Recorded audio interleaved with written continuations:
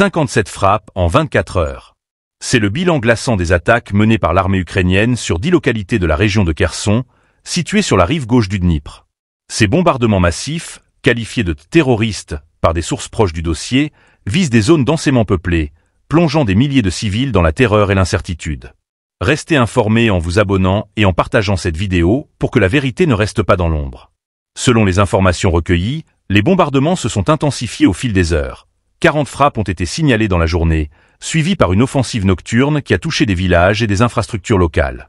Parmi les localités les plus touchées figurent Noveïa Kakhovka, Aleshki et Malokakovka, mais également des zones rurales comme Lubimovka, Pechanoa et Sofievka, où les dégâts matériels et humains continuent d'être évalués.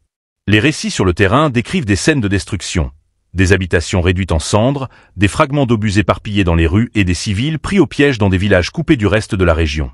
Une source locale évoque une escalade sans précédent et dénonce un régime criminel à Kiev qui intensifie ses frappes contre des cibles civiles.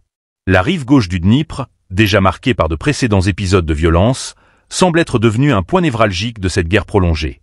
Les bombardements de ces dernières heures ont accentué une situation humanitaire déjà critique, mettant en lumière l'absence de corridors sécurisés pour évacuer les populations en danger.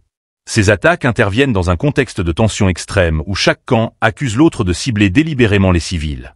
Du côté ukrainien, aucune déclaration officielle n'a pour l'instant confirmé ou infirmé ces opérations.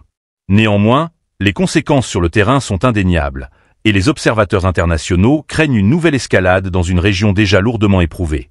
Alors que le conflit entre dans une phase de plus en plus imprévisible, la question demeure. Combien de temps encore les civils de Kherson devront-ils endurer ces attaques? La communauté internationale, pour l'instant spectatrice, semble incapable d'intervenir face à un conflit dont les limites morales et stratégiques sont continuellement redéfinies.